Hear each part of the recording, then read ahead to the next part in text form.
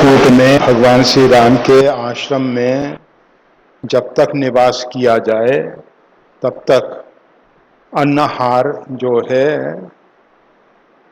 वो ग्रहण करना ठीक नहीं होगा। उसके पीछे अनेक कारण हैं। हम तीर्थों में रहते हैं। तीर्थों में जो हमारे मानसिक अपराध होते हैं, मानसिक पाप, उनका भी फल, और आप सब जानते हैं अन्य स्थानों पे किया हुआ पाप तीर्थ में मिट जाता है और तीर्थ में किया हुआ पाप वज्रलेप हो जाता है। इसलिए तीर्थों में बहुत सावधानी से रहना चाहिए। और अगर हमारा मन बिगड़ गया तो शरीर तो बिगड़ ही जाने वाला है। इसलिए महाराज जनक ने, क्योंकि जनक जी केवल शास्त्र और ग्रंथों का अध्ययन ही नहीं किए, इसके साथ साथ अपने जीवन में अनुभव किया है। तो ऐसे जो अनुभवी महापुरुष हैं वो जो कुछ अपना अनुभव समाज को दें उसका आदर करना चाहिए, उसका सम्मान करना चाहिए। तो महाराज जनक ने विचार किया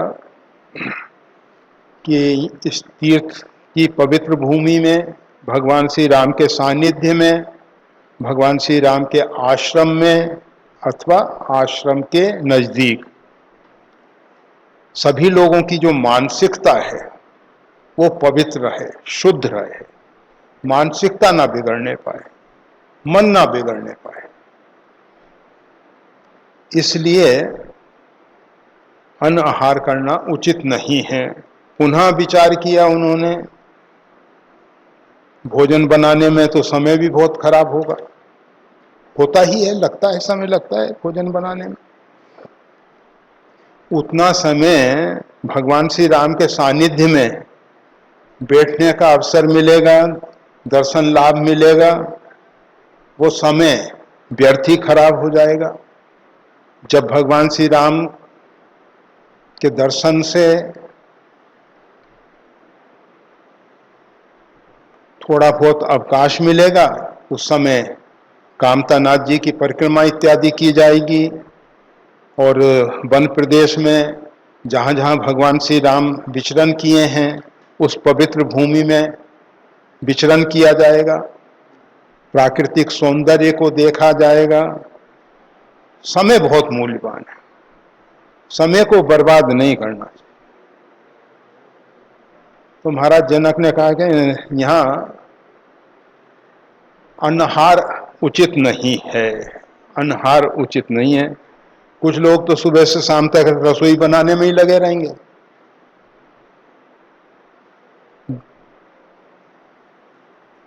इस प्रकार के अनेक विचार करके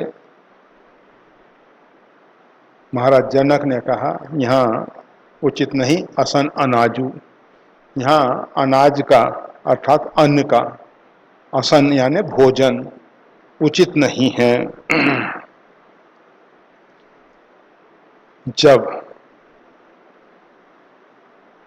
महापुरुषों के हृदय में कोई संकल्प स्फुरित होता है तो प्रकृति जो है उसको तुरंत क्रियान्वित करने की कोशिश करती है। जो लंबे समय तक निसंकल्प रहते हैं, संकल्प नहीं करते हैं, संकल्प शून्य अवस्था में रहते हैं, उनकी संकल्प सिद्धि बढ़ जाती है। तो फिर वो जो संकल्प करते हैं वो प्रकृति को पूरा करना पड़ता है। जब महाराज जनक ने इस प्रकार का आदेश दिया अथवा एक व्यवस्था दी तो इस व्यवस्था को सुन के कहा भूप भल सबही सोहाना। महाराज जनक ने जो कहा वो सबको ही अच्छा लगा, अर्थात सभी व्यक्ति हृदय से चाहते हैं कि यहाँ अनहार ना किया जाए, फलाहार ही करना उचित होगा। तो प्रकृति ने तुरंत जो वंचर हैं, कोल किरात इत्यादि वहाँ के जो मूल निवासी हैं, उनके हृदय में प्रेरणा की, और वो जो हैं ते ही अवसर फल फूल दल मूल अनेक प्रकार लय आए बंचर विपुल भर भर कांवर भार। वो जो बंचर हैं, वन में विचरण करने वाले लोग हैं, कांवर में भर भर के कंद मूल फल इत्यादि लेके आ गए।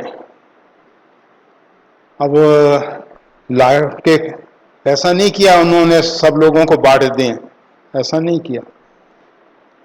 कोई भी सेवा लाई जाए तो आश्रमधारी जो भी है उसके समक्ष रख देना चाहिए।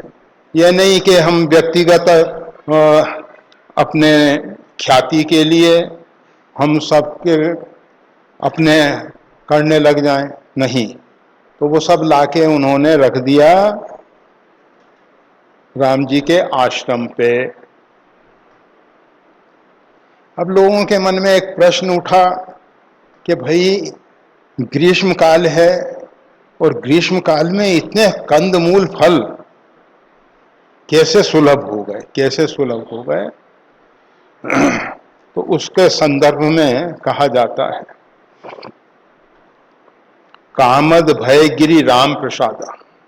कामतानाथ जो हैं, कामतानाथ भगवान श्री राम को कहते हैं, कामद गिरि हैं। वो जो कामद गिरि हैं, राम जी के कृपा प्रसाद से, राम जी की इच्छा से, राम जी के सदसंकल्प से अवलोकत अपहरत विषादा। जो कामतानाथ जी का दर्शन करता है, अवलोकत मतलब देखने मात्र से, दर्शन करने मात्र से, अपहरत उनका विषाद जो है वो अपहरण कर लिया जाता है, छीन लिया जाता है, अर्थात विषाद से रहित कर देते हैं कामतानाथ जी। ये एक बहुत भगवान श्री राम ने एक विशेष चमत्कार किया। हम सब तो नहीं देख सकते, परंतु भगवान श्री राम चितई कृपा कर राजीव नयना, वानर समूह को भगवान ने कृपा दृष्टि से देखा और अंदर से संकल्प था भगवान का। तो वो जो वानर हैं, भय पक्षजुत मनहु गिरिंदा,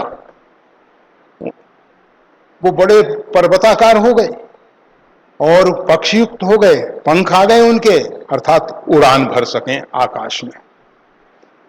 ये भगवान के संकल्प का प्रभाव है।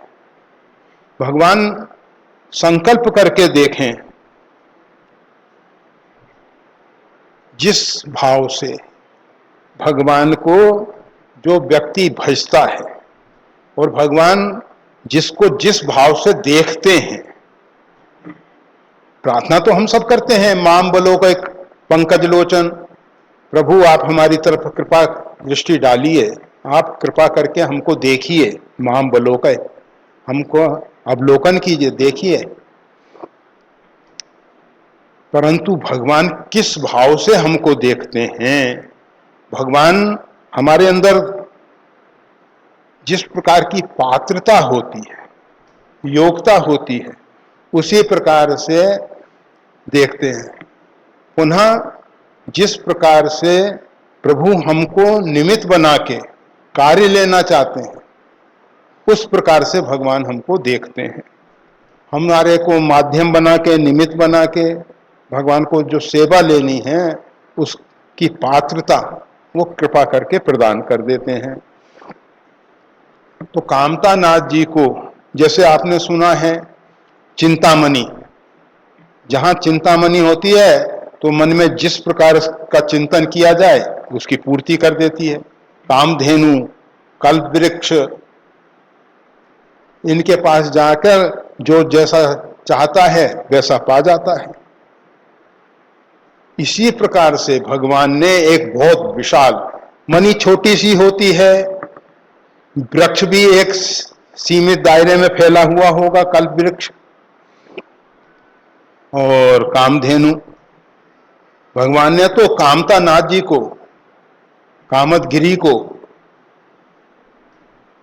इस प्रकार की स्थिति में ला दिया कि अवलोकत अपहरत विषादा। वो जो भी कामता कामतगिरी का दर्शन करेगा, कामतगिरी का दर्शन करेगा, उसका विषाद जो है दूर हो जाएगा, उसका विषाद दूर हो जाएगा। विषाद क्यों होता है? हमारे अंदर इच्छा है, कोई इच्छा की पूर्ति के लिए हमारा मन उद्विग्न होता है। पूर्ति हो जाने पे लोभ बढ़ता है, पूर्ति न होने पे क्रोध आता है। लगता है कि इसमें अमुक व्यक्ति, अमुक स्थिति अवरोध बनी, फिर हम उसके प्रति छिद्रान्वेषण करते हैं, उसके प्रति एक द्वेष की भावना हमारे अंदर पैदा होती है।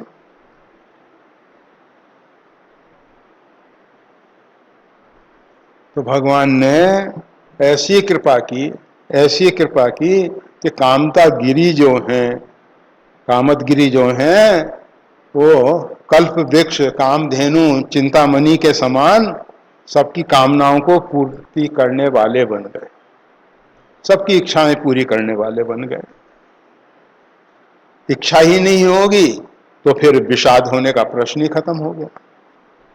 कहते हैं ना रहेगा बांस ना बजेगी बांसुरी। अगर बांसुरी नहीं है तो बांसुरी कैसे?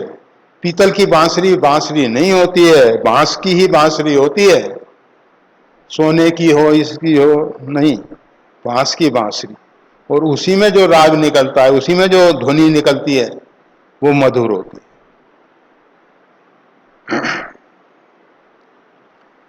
तो कामतगिरी भय राम प्रसादा।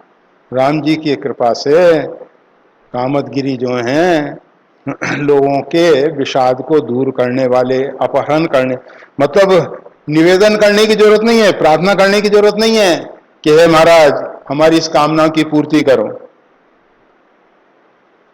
केवल दर्शन मात्र से, केवल दर्शन मात्र से सभी इच्छाएं पूरी होने लगी। ये भगवान श्री राम की एक विशेष लीला। भगवान श्री राम जो भी विशेष कृपा करते हैं उसकी विज्ञप्ति नहीं देते, उसका विज्ञापन नहीं करते, लोगों को दिखाते नहीं कि हमने ऐसा ऐसा किया।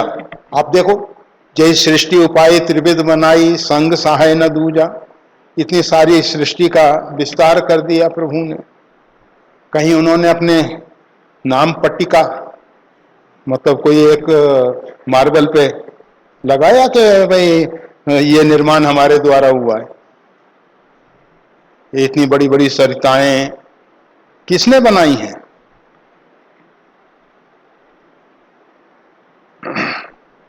वो कहा जाता है कि एक मुसलमान एक हिंदू भगत से कहने लगा कि खुदा की खुदाई को कोई नहीं जानता। खुदा की खुदाई को कोई नहीं जानता, चल दिखाते हैं हम तुमको खुदा की खुदाई। एक नहर के किनारे ले गया, क्या ये नहर किसने बनवाई?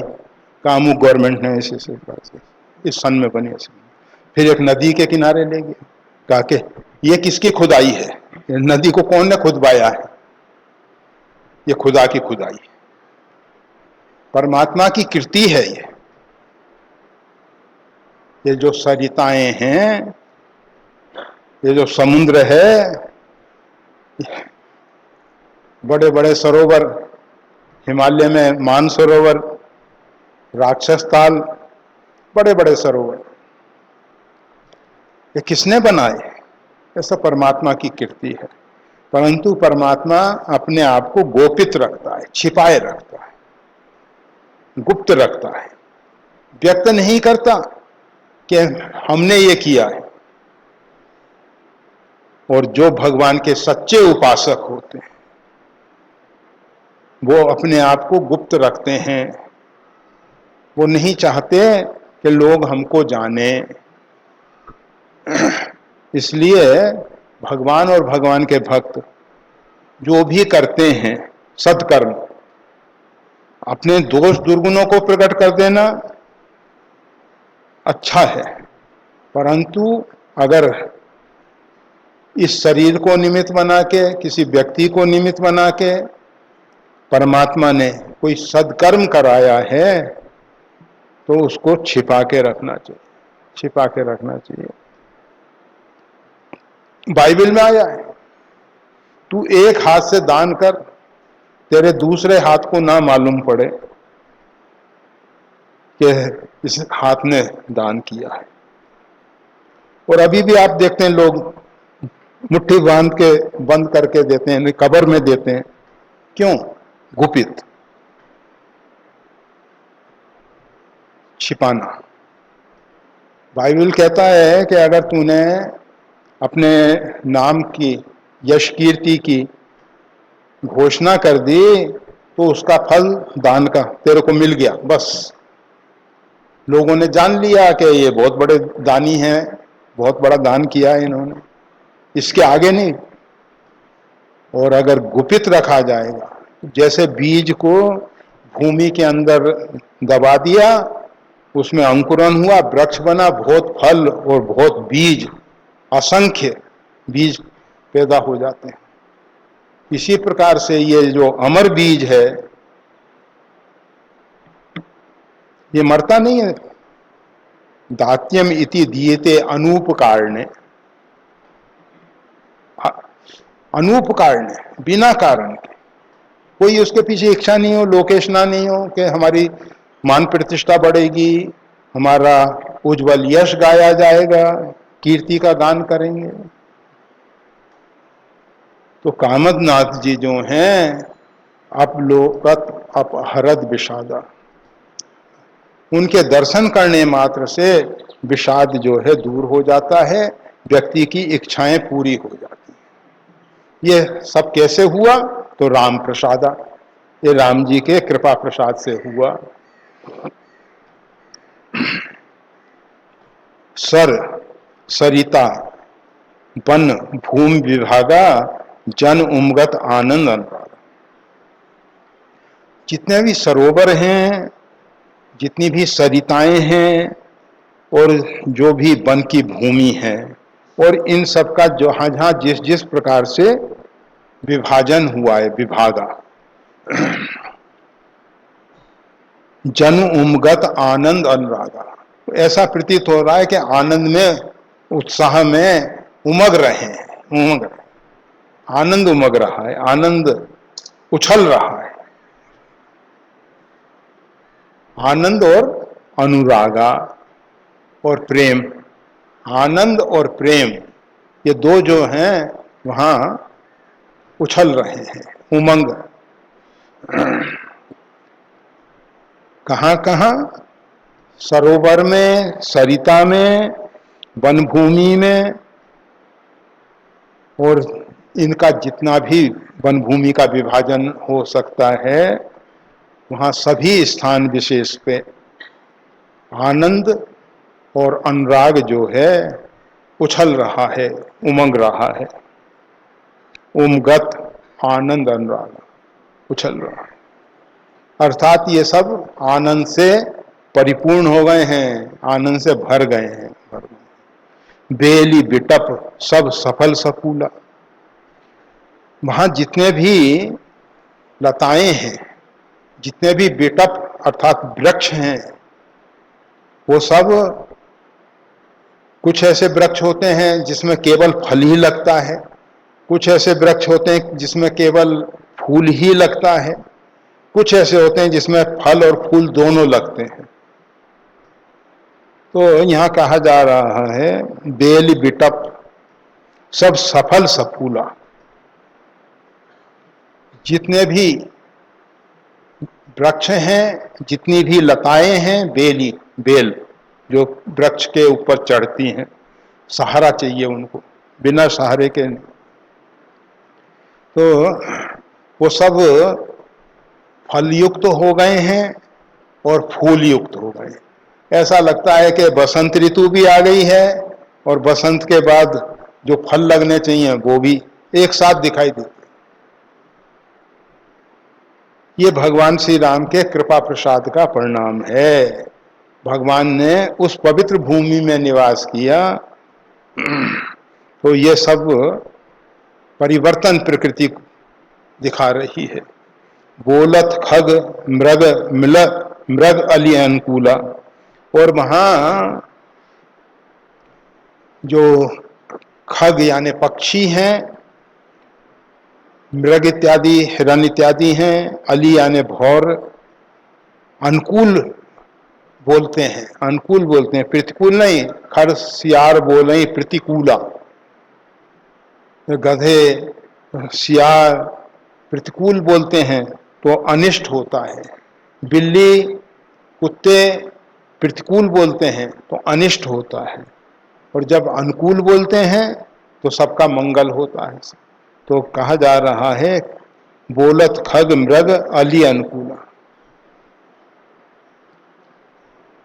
वहाँ के जो पशु पक्षी हैं, वहाँ जो भौरों की मंडलियाँ हैं, भौरें गुंजार कर रहे हैं, बहुत अनुकूल बोल रहे हैं, अर्थात लोगों के मन सुनकर प्रसन्न हो जाते हैं, तृप्त हो जाते हैं, शांत हो जाते हैं। इस प्रकार का बड़ा पवित्र वातावरण है। और ऐसा भी समझा जा सकता है, बोलत खग मृग अली अनुकूला, बेल बिटप सब सफल सकूला। तो वहाँ की जो वनस्पतियाँ हैं, वहाँ के जो कंद इत्यादि की लताएं हैं, वहाँ के जो वृक्ष हैं, अयोध्यावासी जनकपुरवासी तो नहीं जानते हैं कि यहाँ इस लता के नीचे इतना बड़ा कंद निकलेगा, तो वो बोल के बता देते हैं कि ये भाई देखो, इस स्थान का खनन करो, बड़ा कंद निकलेगा इसमें, इसके नीचे इस प्रकार। ये जो फल है ये खाने योग्य है। अब कौन सा फल खाने योग्य है, कोई नहीं खाने योग्य। एक महात्मा जंगल में रहे, यहाँ ऋषिकेश में कुछ दिन तक रहे। हमने कहा कि इतने दिन तक वन में रहे, जंगल में रहे, क्या खाते थे? तो कहा कि ये जो पत्तियां इत्यादि हैं वो सब खाते रहे। हमने कहा अब पत्तियां तो अनेक प्रकार की होती हैं, कोई विषाक्त होती है, कोई कैसा होगा, कोई कैसा होगा। तो कहा कि हम देखते थे कि बंदर किन किन पत्तियों को खाता है, बस वही पत्ती हम खा लेते थे। जिनको बंदर खाता है उनको हम खा लेते थे। तो कहने का मतलब यह है कि जनकपुरवासी और अयोध्यावासी ये तो नहीं जानते हैं कि कौन से फल खाने योग्य हैं, कौन से नहीं खाने योग्य हैं। तो बोलत, वो सब बोलने लगे, वनस्पतियां बोलने लगी। वो कहा जाता है हजरत लुकमान, उनको औषधियां जो हैं बोल के बता देती थी कि हमारा इस प्रकार से सेवन करो, इस प्रकार से। ये जड़ी बूटियों के विषय में महात्माओं ने कैसे जाना?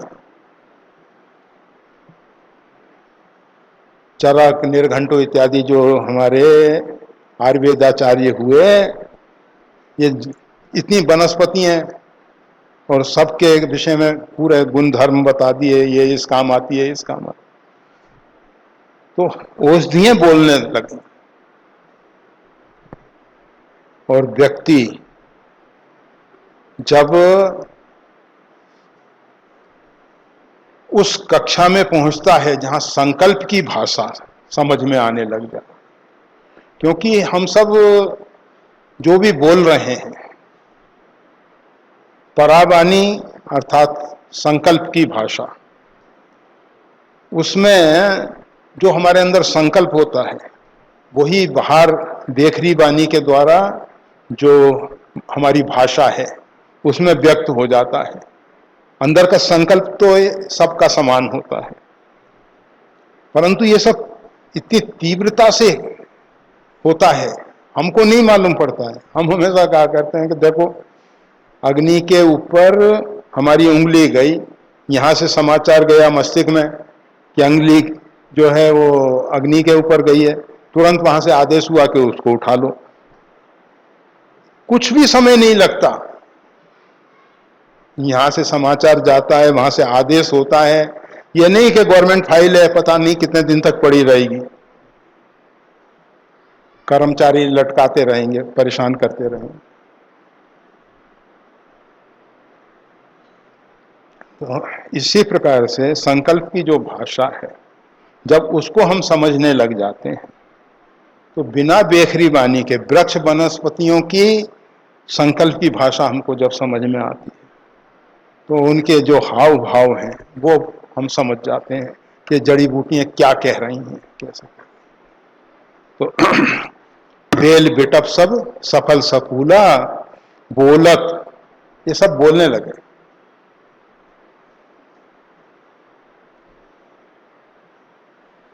प्रकृति के लिए कुछ असंभव नहीं है, सब हो सकता है, सब संभव है। ऐसा नहीं कि नहीं, वर्तमान में हम कुछ चीजें देखें, जैसे पहले पुष्पक विमान इत्यादि के विषय में, विमानों के विषय में वर्णन आता था।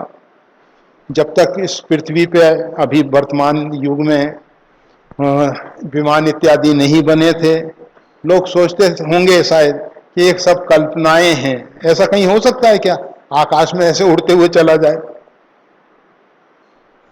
परंतु आज बच्चे से कहो विमान आकाश में उड़ते हैं, कोई खास बात नहीं है, उसके लिए कोई आश्चर्य नहीं। जिस समय हमारी मानसिकता,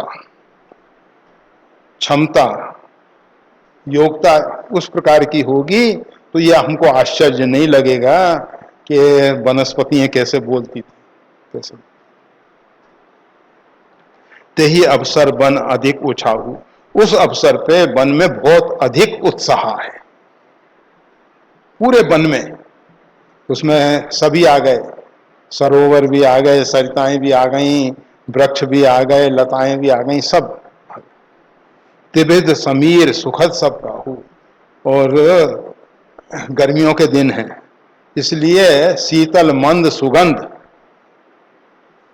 त्रिविध बयार, तीन प्रकार की जो हवा है वो बह रही है। शीतल, अगर ठंडी में शीतल हवा आती है ना तो अच्छा नहीं लगता, पर ये ग्रीष्म ऋतु है, इसमें शीतल और मंद गति से, ये नहीं तेज आंधी है, नहीं, मंद और सुगंधित पवन बह रहा है। विविध समीर सुखद सब काहू, सबके लिए सुखदायक, सबके लिए सुखदायक, ऐसा पवन प्रभावित हो रहा है। जाई न वर्णी मनोहरताई, जन्महि करत जनक पहनाई। इस वन की जो मनोहरता है, मन को हरण करने वाली जो एक विशेष प्रकार की सुषमा है, उसका वर्णन नहीं किया जा सकता, उसका वर्णन नहीं किया जा सकता। ऐसा प्रतीत होता है जन्म ही करत जनक पहुनाई। ये पृथ्वी देवी जो हैं वो महाराज जनक की खातिरदारी कर रही हैं, मेहमानगिरी कर रही हैं। जनक महाराज पधारे हैं, पृथ्वी कहती है, पृथ्वी के मन में विचार आया कि हमारी जो पुत्री सीता, उसका लालन पालन करने वाले महाराज जनक, हमने तो केवल इनको प्रकट किया, भूमि विदारी, भूमि का विदीर्ण करके भगवती सीता जी प्रकट हो गए, परंतु लालन पालन तो माता सुनैना जी ने और जनक जी ने किया है। तो ये सब वन में पधारे हैं, वहां तो जनकपुर में तो इनकी सेवा विशेष करने का लाभ नहीं मिल सकता। अब ये वन में पधारे हैं तो वन में इनकी सेवा करनी चाहिए, इनकी सेवा करनी चाहिए। तो कहा जाता है जन्म ही करत जनक पहुनाई। ये महाराज जनक की सेवा कर रही हैं पृथ्वी देवी, इस प्रकार से जो ऊपर कहा गया।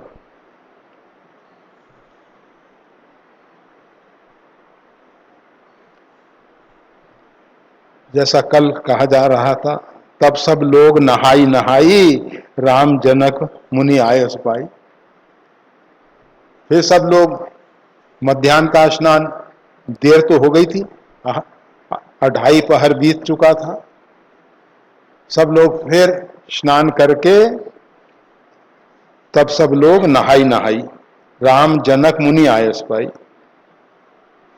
महाराज जनक और गुरु वशिष्ठ, विश्वामित्र, सतानंद और भगवान श्री राम की आज्ञा पाकर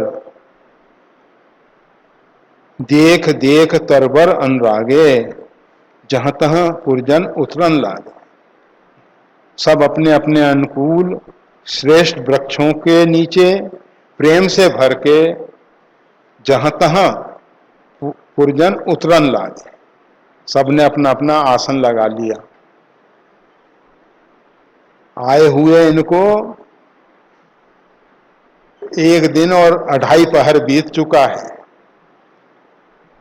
2:30 क्या, अब तो तीसरा पहर भी बीत रहा होगा, अभी तक आसन नहीं लगा। बस आए, शोक समुद्र में डूब गए, फिर स्नान कर लिया, फिर वार्ता होती रही, फिर प्रातःकाल का स्नान कर लिया, फिर वार्ता होने लग गई। और अब भाई सबसे कहा गया, राम जी ने भी कहा, महाराज जनक जी ने भी कहा, और गुरु वशिष्ठ जी और विश्वामित्र जी, सतानंद जी इत्यादि जितने भी मुनि हैं, उन्होंने आज्ञा दी कि भाई अब आप सबसे पहले आसन शुद्धि। अगर आसन नहीं लगेगा, महात्मा किसी भी आश्रम में जाते हैं ना, क्या पहले उनका हाथ पैर धो के बताते हैं कि भाई अमुक स्थान पे आसन लगा। आसन लगा लेते हैं, फिर बैठ के भजन साधन इत्यादि जो भी करना है कर सकते हैं। तो इनका आसन लगाने में इतना विलंब हुआ, लग गया जैसे भी, जहां तहां पुरजन उतरन लागे। जहां तहां पूर्ववासी जो हैं अपने निवास के लिए अपने उपयुक्त स्थान, गर्मी के दिन है, ज़्यादा साधन की जरूरत नहीं है, और भगवान की कृपा से त्रिविध बयार, शीतल मन सुगंध पवन बह रही है, इसलिए कोई पंखे एसी वगैरह की भी जरूरत नहीं है। सब प्रकार से सब के आसन लग गए। अब इन सबको भोजन के लिए व्यवस्था दी जा रही है। दल फल मूल कंद विधि नाना, पावन सुंदर सुधा समाना। अनेक प्रकार के पत्र हैं, दल, तुलसी दल, दुर्वा दल, और आपको ज्येष्ठी मद, आप जानते हैं यष्टि मद, ज्येष्ठी मद, इसकी गोली भी आती है, बटी भी आती है, इसका पाउडर भी आता है।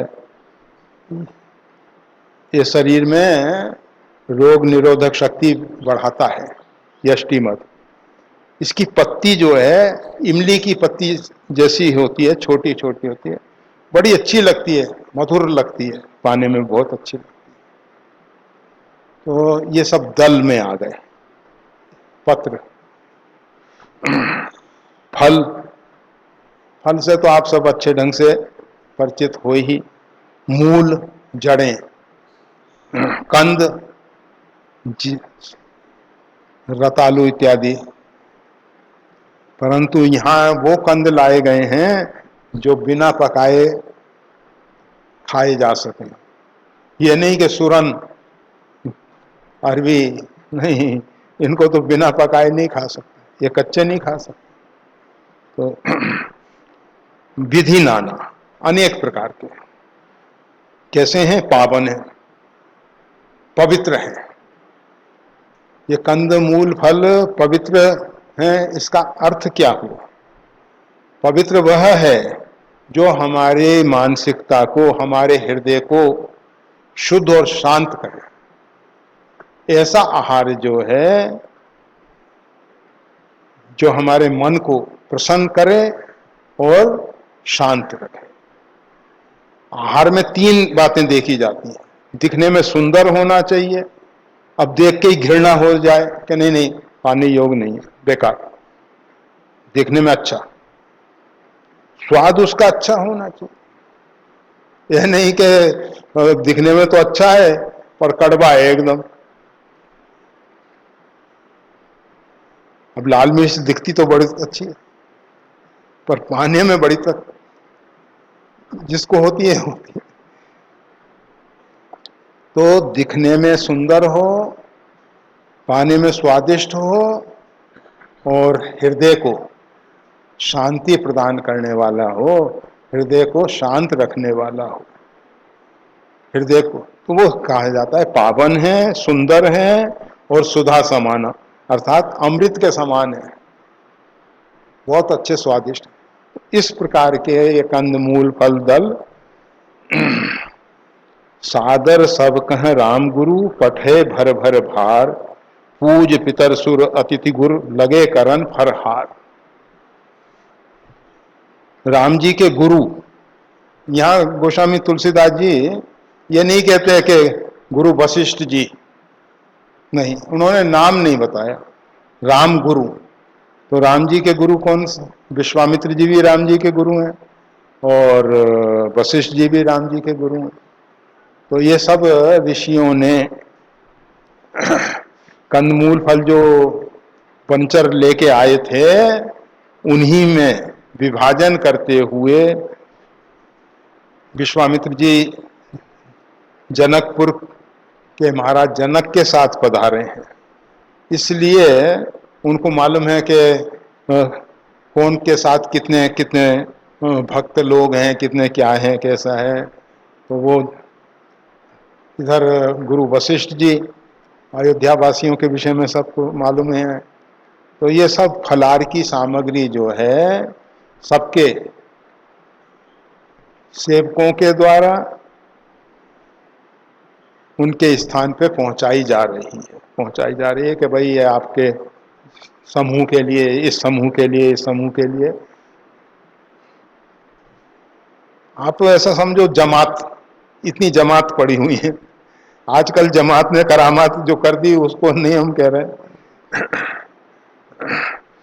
ये अनेक जो समूह हैं, जो अनेक प्रकार के शिविर लगे हुए हैं, ऐसा समझ। हर एक शिविर के लिए ये कंदमूल फल इत्यादि गुरु वशिष्ठ जी के द्वारा, विश्वामित्र जी के द्वारा और इनके सहयोगी जो भी हों उन सबके द्वारा भेज दिए गए हैं।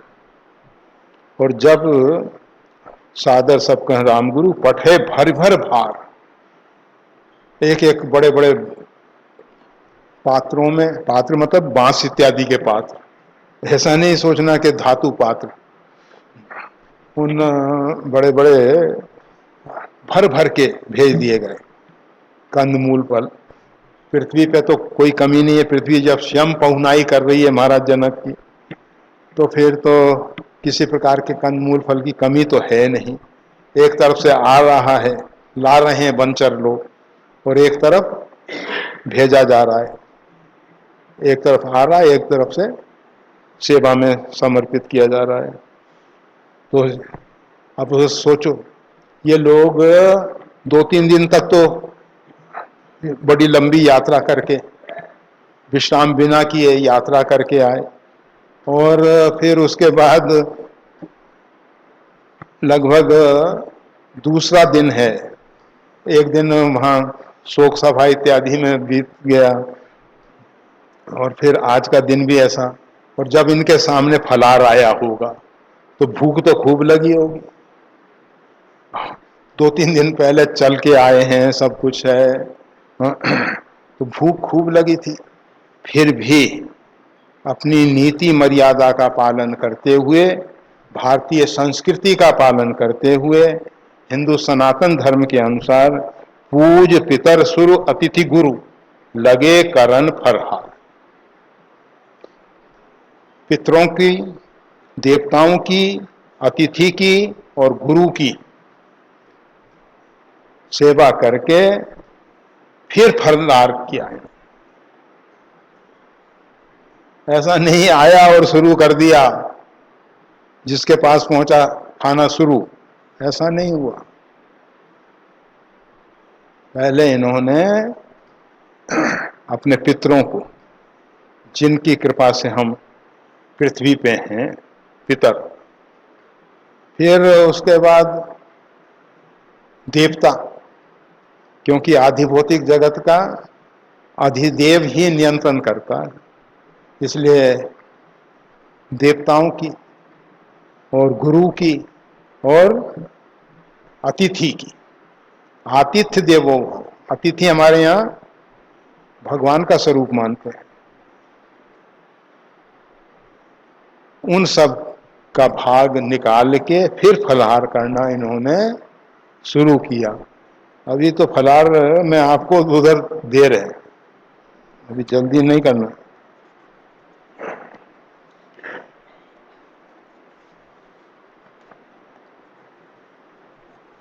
यही विधि बासर बीते चारी, राम निरख नर नार सुखारी।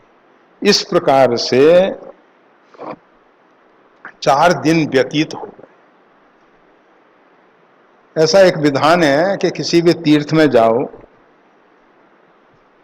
तो 3 दिन रहना चाहिए। यह नहीं कि आए और मत्था टेके और नमस्कार करके चल दिए। तीर्थ में जब हम 3 दिन निवास करेंगे तो तीर्थ के जो पवित्र स्पंदन हैं वो हमारे मन बुद्धि को शुद्ध पवित्र करके परमात्मा की ओर लगाएंगे। तो इसलिए तीर्थ में, तो यहाँ जब सुना था अयोध्या वासियों ने कि महाराज जनक पधार रहे हैं, तो उसी समय अनुमान कर लिया था कि 4 दिन रहने के लिए और अवसर मिल गया। तो वो 4 दिन कैसे, एक दिन अभी महाराज जनक को आने में लग जाएगा और 3 दिन तीर्थ में कम से कम निवास करेंगे। तो कहते हैं यही विधि बासर बीते चारी, इस प्रकार से 4 दिन व्यतीत हो गए। राम निरख नर नार सुखारी, परंतु मालूम नहीं पड़ रहा कि समय कैसे व्यतीत हो रहा है। राम जी का दर्शन करके जितने भी स्त्री पुरुष हैं वो सब सुखी हैं, आनंदित हो रहे हैं, सब सुखी हैं, सब। राम जी के दर्शन से ही आनंद हो रहा है। खाने पीने को तो फलाहार मिल गया, और वो भी इतने लंबे समय के बाद, परंतु भगवान का दर्शन जो है उससे उनको परम लाभ मिला, सब कुछ मिल गया। राम जी के दर्शन में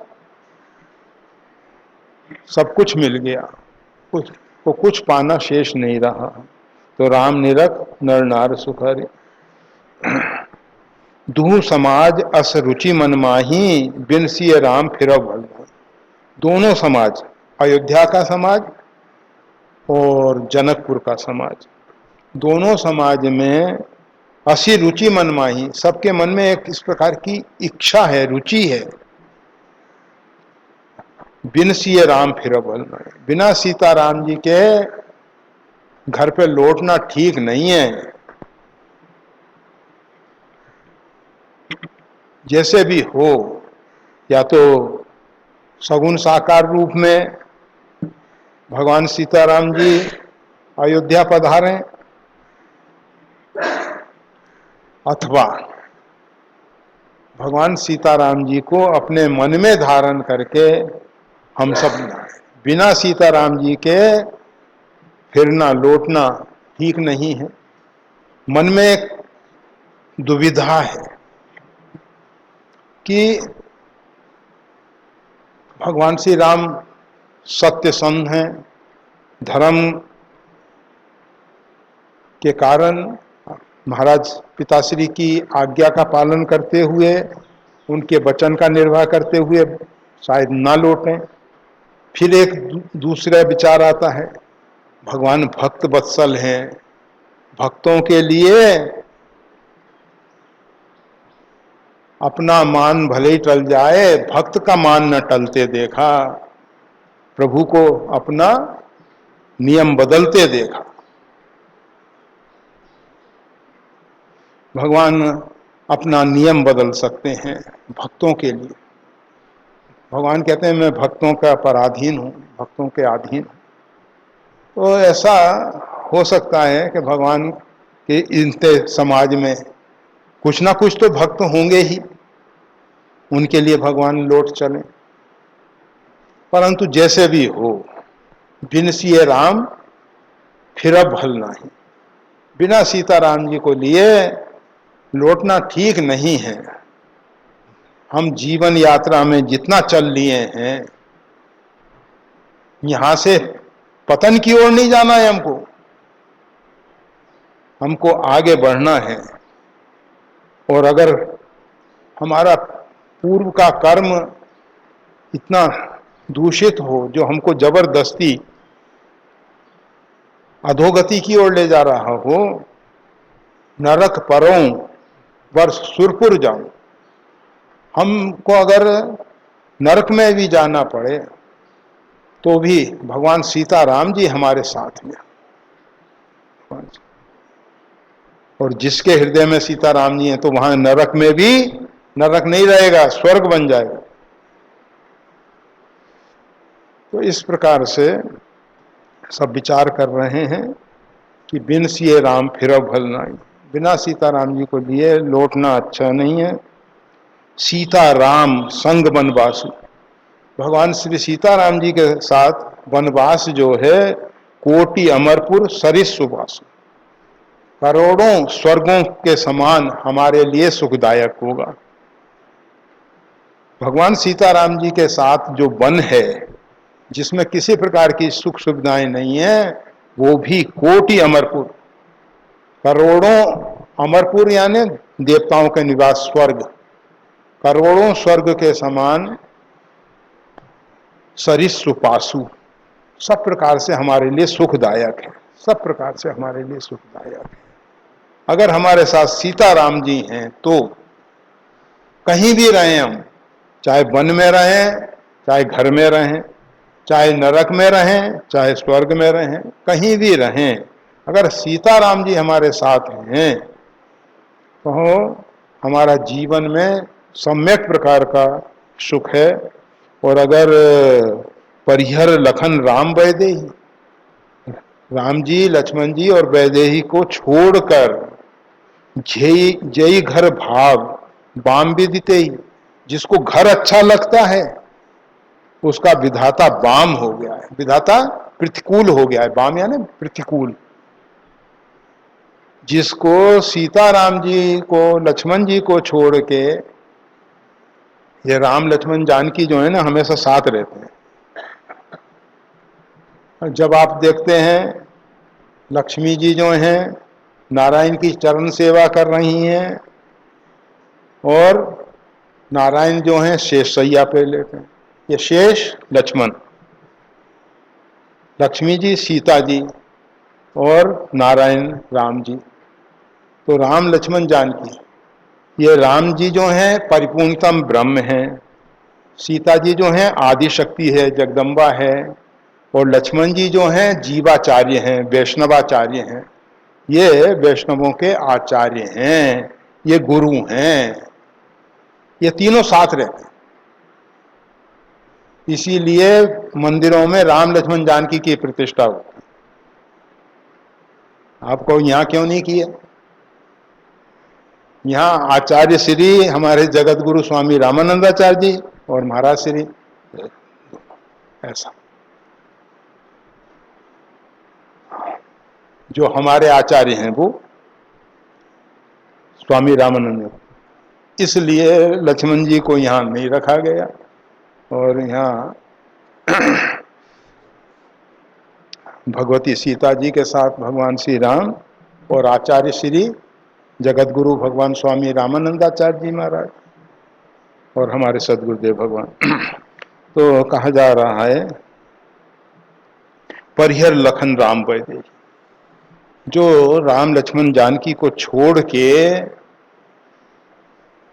जिसको घर अच्छा लगता है, जय घर भाव, घर की सुख सुविधाएं जो उसको आकर्षित करती हैं, वाम विधिते ही, उसका विधाता जो है प्रतिकूल हो गया है, उसका समय खराब आ गया है। विधाता प्रतिकूल हो गया है, अब उसका अनिष्ट और अमंगल होगा। अगर राम लक्ष्मण जानकी प्रिय नहीं लगते हैं तो इसीलिए गोस्वामी तुलसीदास जी तो कहते हैं तजिए ताही कोटि बेरी से, जाके प्रिय न राम बरते।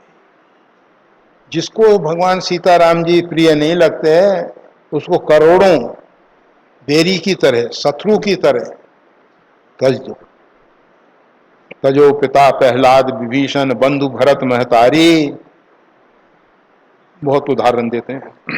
तो परिहरि लखन राम वैदेही, जियहि घर भाव बाम विदिते ही, दाहिन दैव कोई जब सबहि।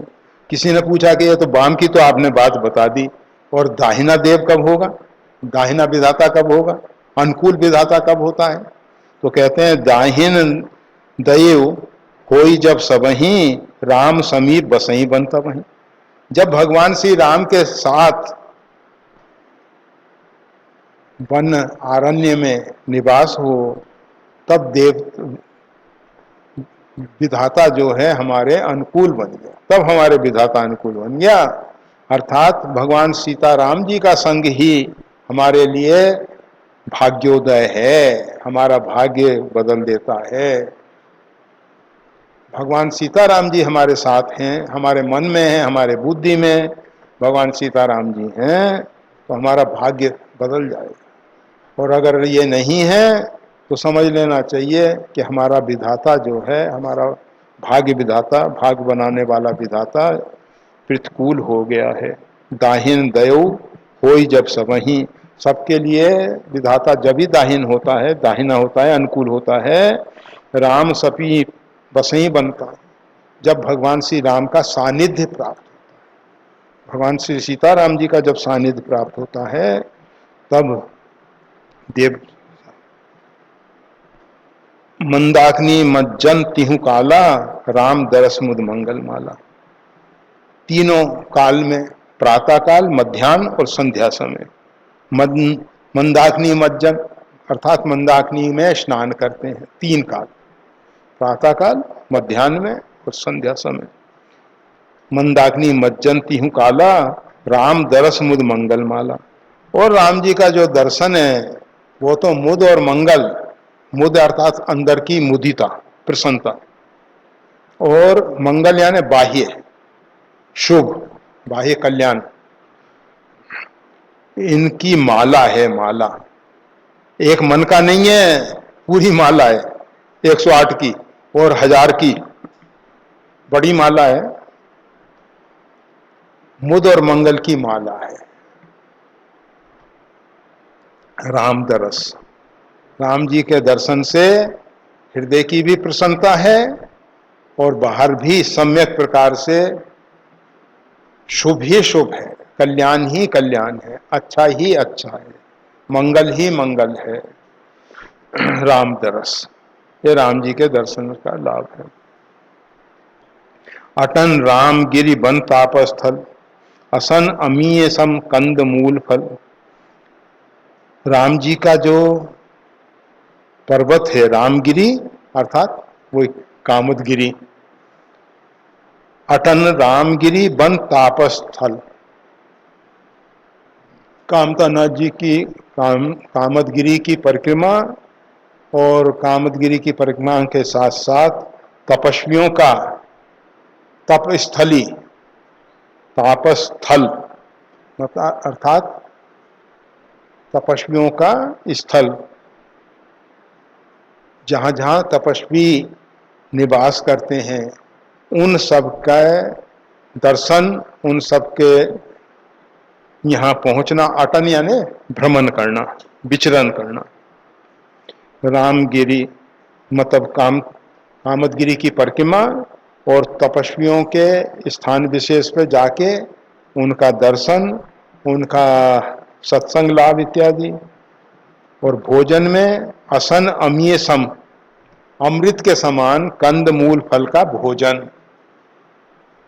क्या पवित्र जीवन है। सुख समेत संबत दुई साता, पलसम होई न जाने जाता। ये दो साथ 2 7 अर्थात 14 वर्ष। 14 वर्ष को पूरा 14 कहते हैं तो बहुत बड़ी संख्या हो जाएगी, इसलिए अगर 13 और 1 कहते हैं तो भी 13 बड़ा लगता है, 8 और 6 कहते हैं तो भी बड़ा लगता है। तो कहा संबत दुई साता, 2 7 7 अर्थात 14 वर्ष जो है, सीधे 14 नहीं कहा, संबत दुई साता। संबत यानी साल, वर्ष। ये जो 14 वर्ष हैं, पलसम हो ही न जान ही जाता, ये तो पल के समान बीत जाएंगे, मालूम ही नहीं पड़ेगा कब बीत गए।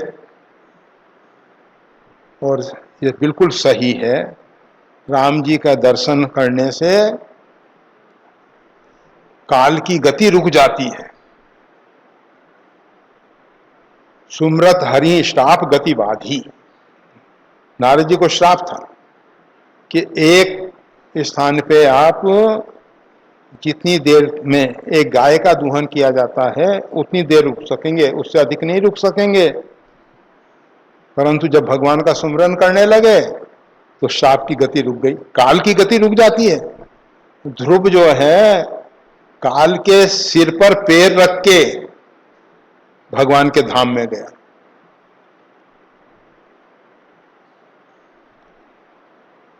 हमारे ये जो तपस्वी महात्मा हैं, ये कहते हैं काल को मार भया अवधूत। ये जो अवधूत मार्ग है, तपस्वियों का जो मार्ग है, ये काल को मार, कालातीत स्थिति में पहुंच।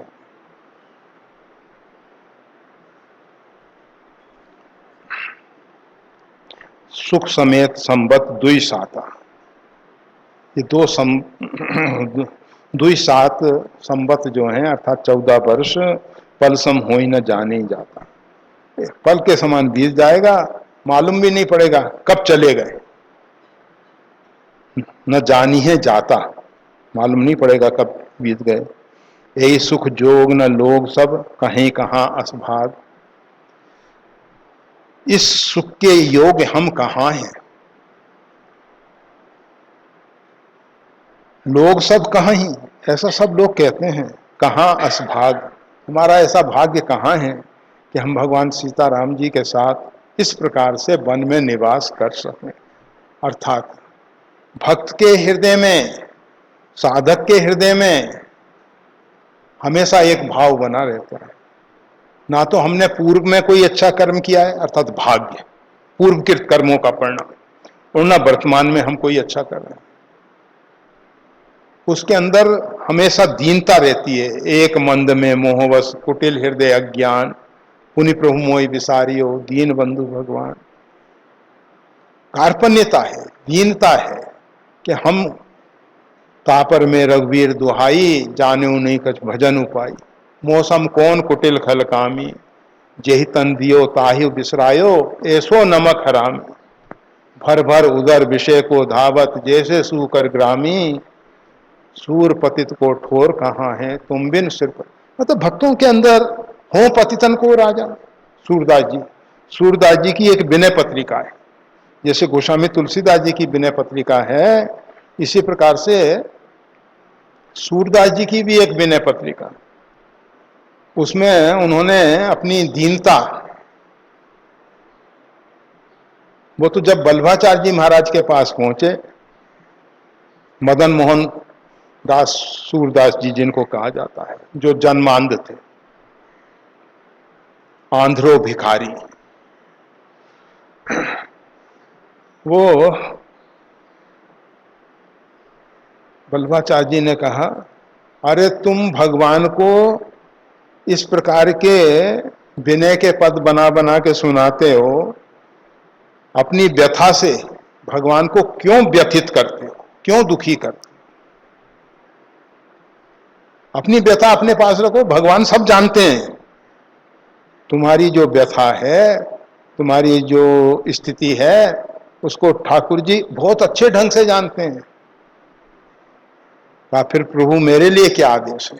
कहा भगवान की लीलाओं का, चरित्र का गान करो। ये चरित्र गावई हरिपद पावई, भाई प्रगट कृपाला दीन दयाला कौशल्या हितकारी, ये चरित्र गान करो। स्तुति में भगवान से मांग कुछ नहीं है। भय प्रगट कृपाला दीन दयाला, भय प्रगट कुमारी, भय प्रगट गोपाला, इस प्रकार की स्तुति होनी चाहिए। यह नहीं कि भगवान के सामने श्रद्धा भक्ति बढ़ाओ, कुछ नहीं चाहिए, बस भगवान के चरित्र का गान करो। तो ये लोग कह रहे हैं ऐ सुख जोग, इस सुख के हम कहाँ योग्य पात्र हैं, हमें ऐसी कोई पात्रता नहीं है कि हम इस सुख को पा सकें। कहीं कहाँ असभाग, और हमारा भाग्य भी ऐसा नहीं है कि ये लाभ हमको मिल जाए। पूर्वकृत कर्म भी हमारे ऐसे नहीं हैं, वर्तमान में इस प्रकार की कोई योग्यता नहीं है, कोई क्षमता नहीं है हम में। अब जो मानस के वक्ता हैं, चाहे भगवान शंकर हों, याज्ञवल्क्य जी हों, अथवा काकभूषण जी हों, श्रीमद् गोस्वामी तुलसीदास जी हों, वो कहते हैं सहज सुभाय समाज दुहु राम चरण अनुराग। ये दोनों समाज का राम जी के चरणों में स्वाभाविक प्रेम है, स्वाभाविक प्रेम है, बनावटी प्रेम नहीं है, दिखावा नहीं है, बाह्य आडंबर नहीं है, यह तो वास्तविक प्रेम है। सहज सुभाय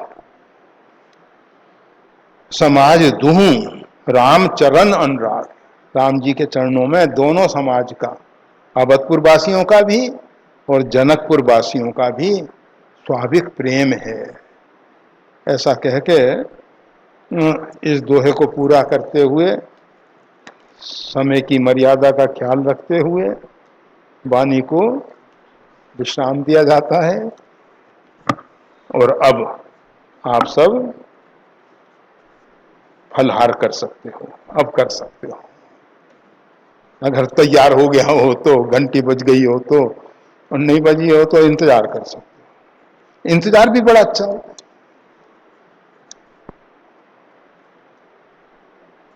जितना इंतजार करोगे भोजन का, फलाहार का, उतनी क्षुधा बढ़ेगी। और फिर भूख में तो कहते हैं लोग के किबाड़ भी पापड़ होते हैं, मतलब इतना ठोस किबाड़, पापड़ बिल्कुल पतला और कोई हाथ से मसल दे। मतलब क्षुधा में, भूख में कोई भी वस्तु मिल जाए बहुत अच्छी लगती है। और भूख नहीं है, पेट भरा हुआ है, तो मधुर, बहुत अत्यंत स्वादिष्ट पदार्थ भी बेकार दिखाई देते हैं, बेकार दिखाई। जय श्री राम।